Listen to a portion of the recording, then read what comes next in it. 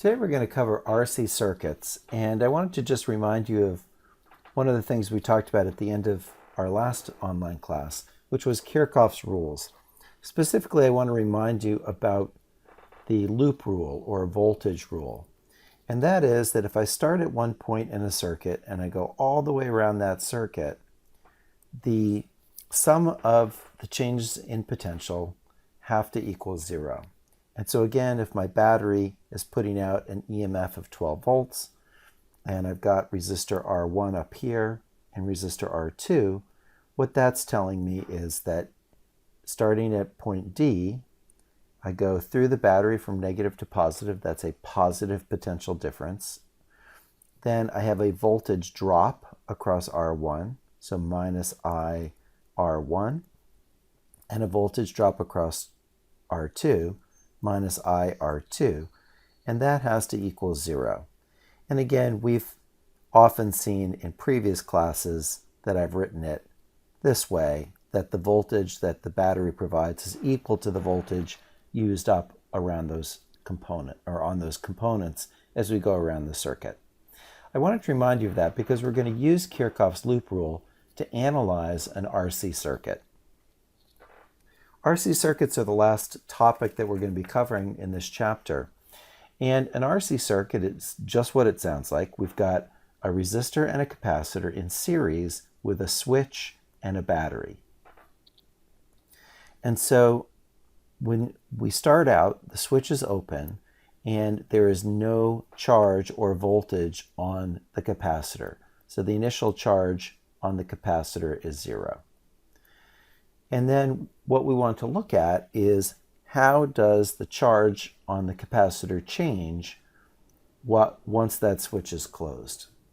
And if you think about it a little bit, what you can see is that initially there's going to be a lot of current flowing in this circuit as soon as I close that switch. So the capacitor is going to charge up through that resistor. But once the voltage on the capacitor builds up to a voltage equal to the battery, well then no current's going to flow at all because it's like having a battery, another battery in the opposite direction in the same circuit. So when we close the switch, we're going to get initially a big current. That current is going to decrease as the capacitor charges while the voltage on the capacitor increases. So here's what we would like to be able to do. We'd like to be able to figure out how does the voltage on the capacitor vary with time? How does the charge on the capacitor vary with time? How does the current in the circuit vary with time? Okay? How does the voltage across the resistor vary with time? Well, these are all things that we should be able to figure out. In order to analyze the circuit, as I mentioned a minute ago, we're going to use Kirchhoff's loop rule. So I'm going to start out right here at this point in the circuit and go around the circuit in this direction. Well, the first thing I encounter is the battery, so I've got the EMF of the battery. The next thing I cross over is the capacitor. We know that since C by definition is Q over V, that means the voltage drop across the capacitor is Q over C. So I'll put in minus Q over C. And then the voltage drop through the resistor, as we know, is I times R. And that has to equal 0. Now, the one thing about this is, remember, we're trying to figure out what happens to the charge on the capacitor as a function of time and what happens to the current. So both Q and I are variables in that equation. However, they're not independent of each other. We know that by definition, current is dq dt. It's the rate at which charge passes by any point in the circuit. So I'm going to rewrite this formula now only in terms of Q. E minus Q over C minus R dq dt is equal to 0. Okay? or E is equal to Q over C plus R dq dt. Now, depending on where you are in your math education, you might realize what kind of equation this is.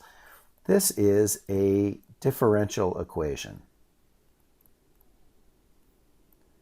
And just to remind you what a differential equation is, a differential equation is an equation that contains a variable, like q, and one or more derivatives of that variable, like in our case, dq dt.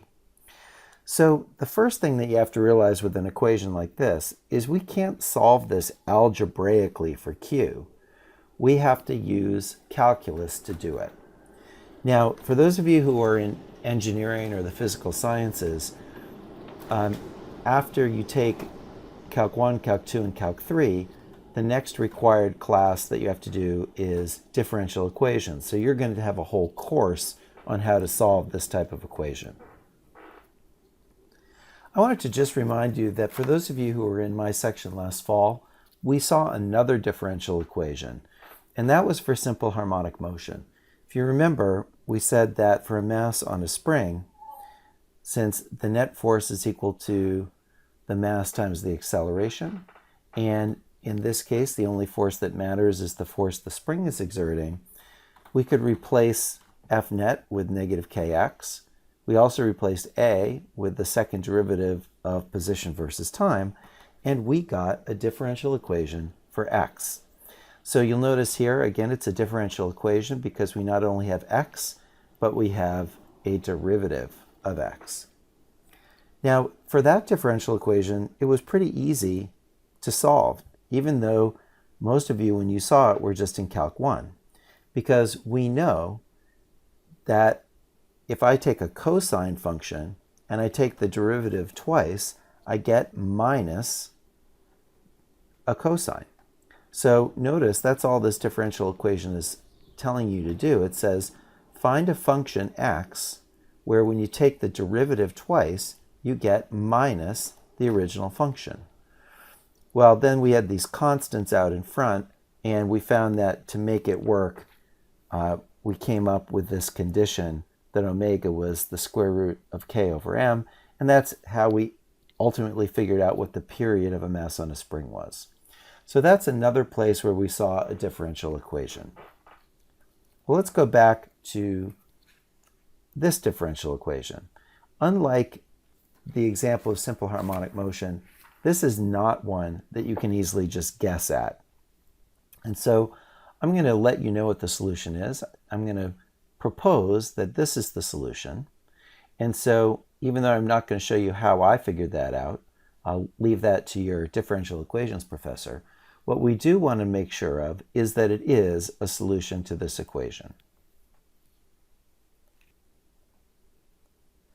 Okay, so to test out whether this is the solution or not, what we've got to do is first find the derivative of our expression for q. So again, this is q as a function of time. And the first thing I'm going to do is just write this a little differently. I'm going to distribute the CE. Remember here that E is the EMF, in other words, the electric potential difference that the battery is putting out. Okay, so I'm going to write CE minus CE e to the minus t over RC. And now we're going to just figure out what dq dt is. So since we're taking the derivative with respect to time, CE is a constant, so we don't get anything for that. We'll get a 0. And now I've got to take the derivative of this. So I've got the minus sign, and now I'm going to bring down what I'm going to get from the chain rule, which is minus 1 over RC times the original function. So times the CE e to the minus t over RC. Okay, so that's going to be the derivative. Obviously, I can simplify that a little bit. We can see that the capacitance cancels out, the minus signs cancel out, and I get E over R times e to the minus t over RC is dq dt. So now what we want to do is just plug our expression for Q and our expression for dq dt into the original function and see if it works. So E, the EMF, is equal to Q over C. So I'm going to take my expression for Q, and since I'm dividing by C, you'll notice that I just get E times 1 minus E to the minus t over RC. Okay, so I just took this expression divided by C for that right there. Okay, now I've got R times dq dt. Well, you'll notice that that's going to get rid of the R at the bottom, and I just get E, little e to the minus t over RC. What you'll notice is that I get E minus E, little big E, little e to the minus t over RC, plus big E, little e to the minus t over RC, and those go away, and I get that E is equal to E, which means yes, we did find the correct solution to this differential equation. Now, obviously, what we care more about is understanding what did we just learn from that. So, what we learned is that the charge on a capacitor as a function of time is given by this formula, okay? So first of all, notice that the biggest it can ever be is just C times E. And when we plot 1 minus e to the minus t over RC, we get this characteristic kind of graph. So it approaches a value of 1. You'll notice that makes sense because e to the 0 is 1, so 1 minus 1 starts us at 0. But as that exponent gets more negative, then this term gets smaller until it eventually goes to 0. Okay, so if that's the voltage, or sorry, if that's the charge on the capacitor, remember that since C is Q over V for a capacitor, that means that V is Q over C. So if I want to know what the voltage is across the capacitor, all I have to do is divide Q by C. And that's how I end up with this expression for the voltage across the capacitor as a function of time. Now, we define the time constant for an RC circuit as tau is equal to RC. So this is the Greek letter tau. And so the time constant is just R times C. Now the question is, why do we call it the time constant? Well, the reason we call it the time constant is it gives us a sense about how much time it takes for the capacitor to charge up. You'll notice that if I plug in the time equal to one time constant, RC, I would get that Q, and I'm actually going to do it for the charge here, not the voltage, that Q would be equal to CE times 1 minus e to the minus RC over RC, or e to the minus 1. So Q is equal to CE 1 minus e to the minus 1. Well, if you work that out on your calculator, you will see that this term here comes out to 63%, or 0.63. So that's where I'm coming up with this, that after one time constant has gone by, the capacitor will be about 2/3 charged. And you could work it through for 2 RC, 3 RC, etc. You'll notice that after about 3 time constants, we're almost fully charged, and certainly after about 4 time constants. So if you want to understand quickly, well, how fast will an RC circuit charge? Just remember the time constant is just the resistance times the capacitance, and after 3 or 4 time constants, it's essentially fully charged. Let's take a look at the kinds of problems we can do with RC circuits. So this one says a 10 microfarad capacitor is charged through a 2 kilo ohm resistor connected to a 10 volt battery. When will the charge be 50% of the maximum? So I want my charge on the capacitor, so Q is equal to C E 1 minus e to the minus t over RC. And what I want to solve for here is the time t. Okay? So we want to know what is t when Q is 50% of the maximum. Well, here you've got to remember what we just talked about. The maximum that Q can ever be is just C times E. So we want to solve for this when Q is equal to half of that. So I'll just put in CE over 2. That's what Q is equal to. And that's equal to CE 1 minus e to the minus t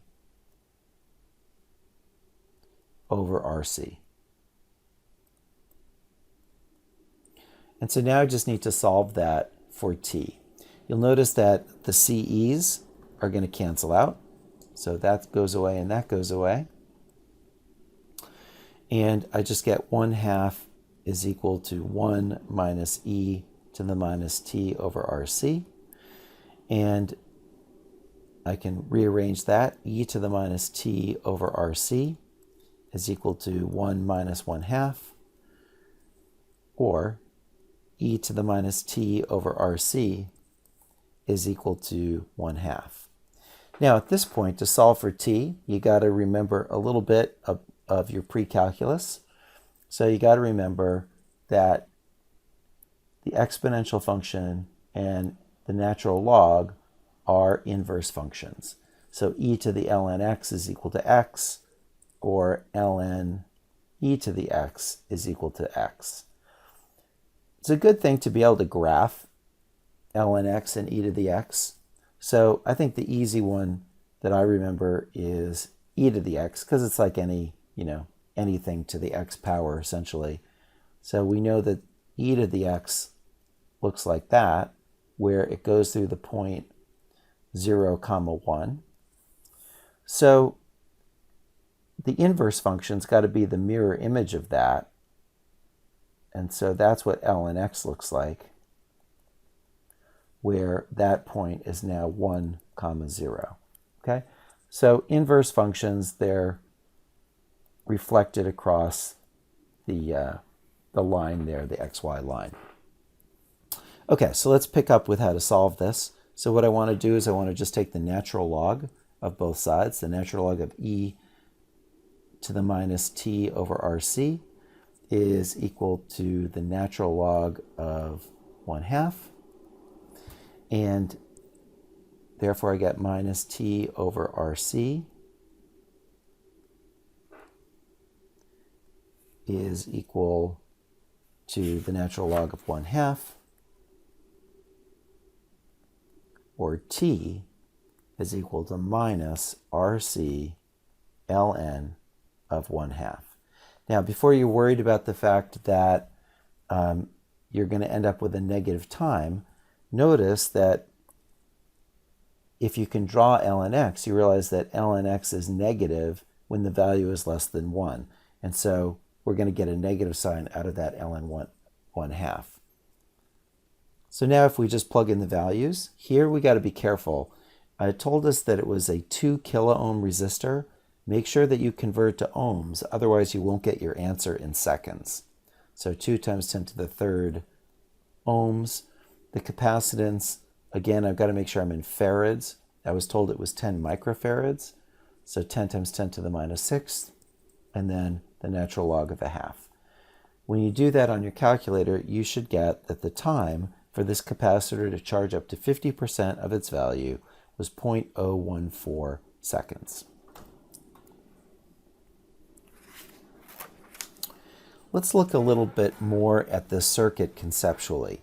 So first of all, obviously our battery voltage doesn't change the whole time. So if I were going to plot the battery voltage as a function of time, it would just be a straight line like that.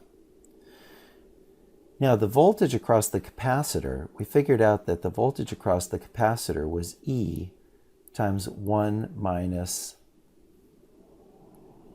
e to the minus t over RC. So initially the capacitor has no voltage across it the instant that we close that switch, and then we know the curve is going to look just like the charge curve because they're directly proportional to each other. The question that is then, what does the voltage across the resistor have to look like? Well, if you think about that for a little bit, hopefully you can see that the voltage across the resistor has to look like that. Because remember, Kirchhoff's law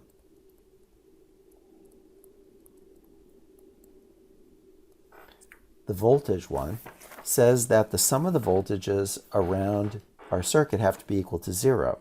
Or again, the voltage the battery is putting out has to be equal to the voltage across the capacitor plus the voltage across the resistor.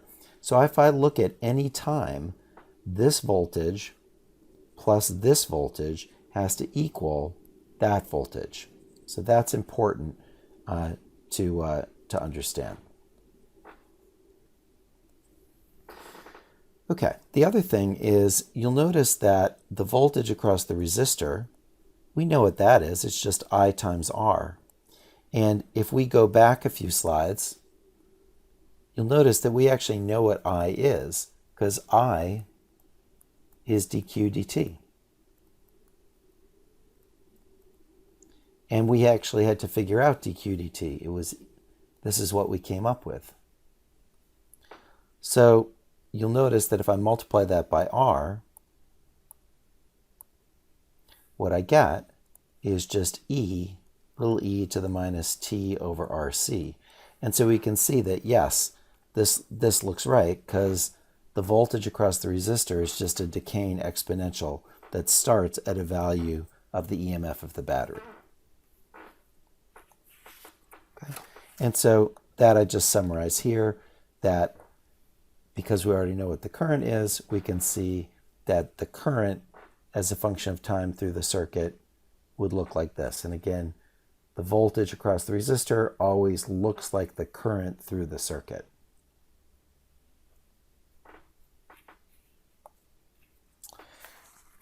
The other type of RC circuit that we want to look at is called a discharging circuit. In this case, we start with our capacitor fully charged. Okay? So in other words, our capacitor has an initial voltage across it, V0, and an initial amount of charge, Q0. And now when we close the switch, what's going to happen is the capacitor is going to discharge through the resistor. If you want to think about it, all the electrons that are piled up on this plate are going to redistribute so that both plates become neutrally charged. We could use Kirchhoff's law to derive the equations for this circuit, but I'm just going to give you the answer in this case since I showed you the derivation for the last one. This is actually the easier situation because the instant that I close the switch, that's when the charge on the capacitor is the greatest.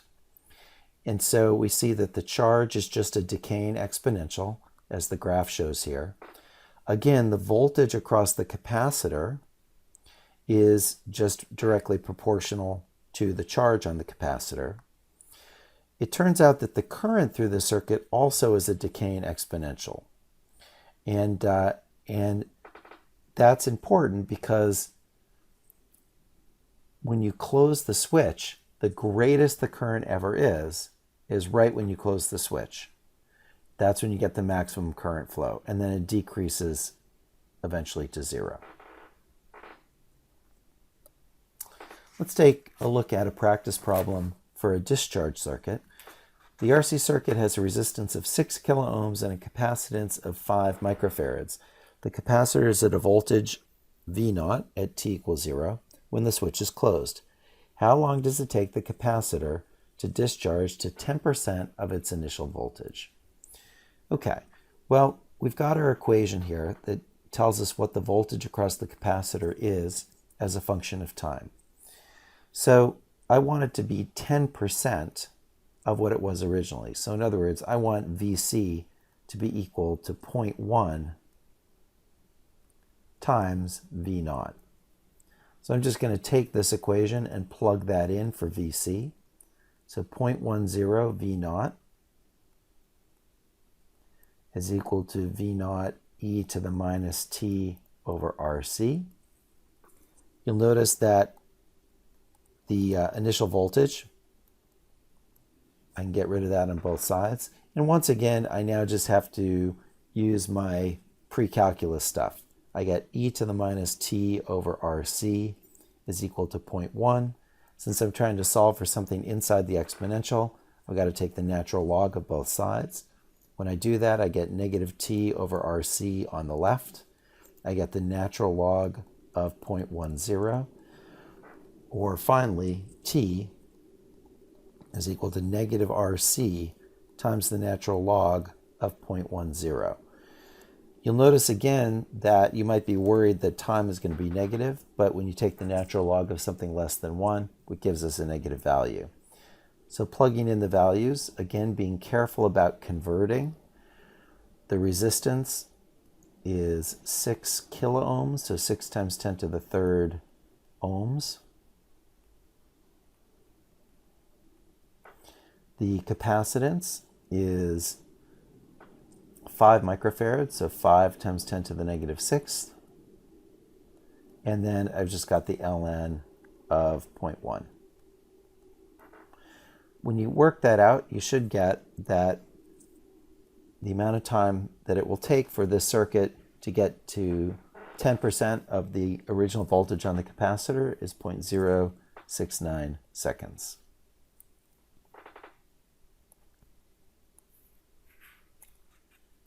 I want to describe a demo that I would have done for you in class to be able to demonstrate charging and discharging of a capacitor. So the circuit I would have set up was this one. It's an RC circuit, but instead of a battery and a switch, what I use is a square wave generator. And a square wave generator will simply either put out a constant voltage or a zero voltage. So it just goes back and forth between some constant voltage and some zero voltage. The thing that's convenient for us here is when it's acting like a battery, in other words, when it's putting out a constant voltage, it's like the switch is just closed and we start charging the capacitor. However, when the voltage goes down to zero, it basically just acts like a wire in the circuit, and now the capacitor discharges. And so what we would see, and what I would have done is showed you this on the oscilloscope, we would have seen that if we looked at the voltage across the capacitor as a function of time, we would have seen it increase like we've talked about, but then we would have seen it decrease. We would have seen that characteristic exponential decay. Then it would have charged again, and it would have discharged again. So we see those graphs that look like what we've just talked about in the chapter.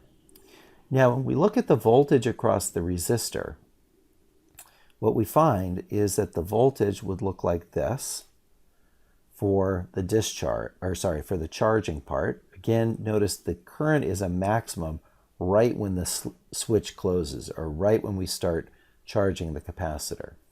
Also notice that this curve plus this curve has to equal this curve by Kirchhoff's loop rule or voltage rule. So now, the question I would have asked you if we were together in class is, what do you think the voltage across the resistor looks like for this part? Well, the answer is, it looks like this. And what we look at when we look at the voltage across the capacitor is this. Well, why is the voltage negative when it's discharging? The reason is simply the current is changing direction. So in other words, that's the positive side of our square wave generator. The current is flowing this way to charge the capacitor, but then once the voltage on the square wave generator goes down to zero, the current goes the opposite way and the capacitor discharges.